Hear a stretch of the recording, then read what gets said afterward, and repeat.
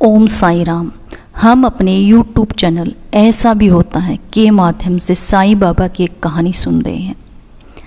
यह कहानी एक ऐसे भगत की कहानी है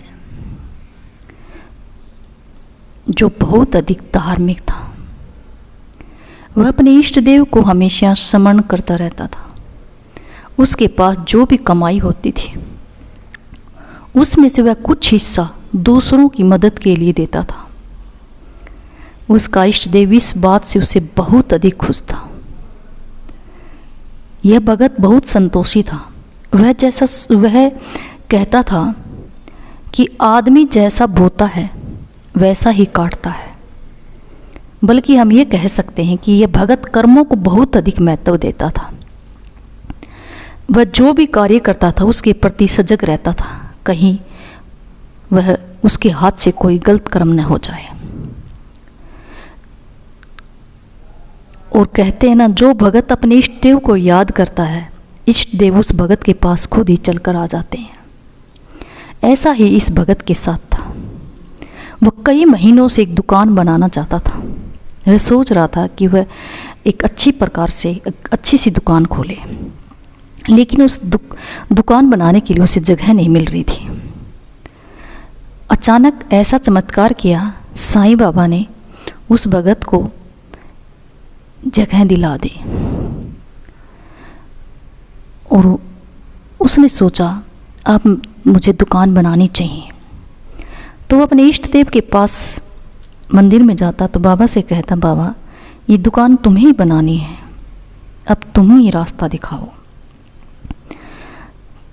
तो रात को सपन में उसके इष्ट देव ने कहा, भगत जो प्लाट तुमने लिया है उसके नीचे खजाना है और तुम यह खजाना निकाल सकते हो।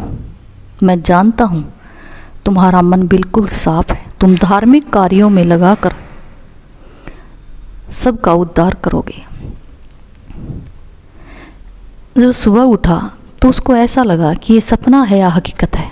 उसको कुछ भी समझ में नहीं आया, लेकिन उसने सोचा जो कुछ भी है तुम्हें दुकान तो बनानी ही है, चलो चिनाई शुरू करवा देते हैं। उस भगत ने खुदाई शुरू करवाई।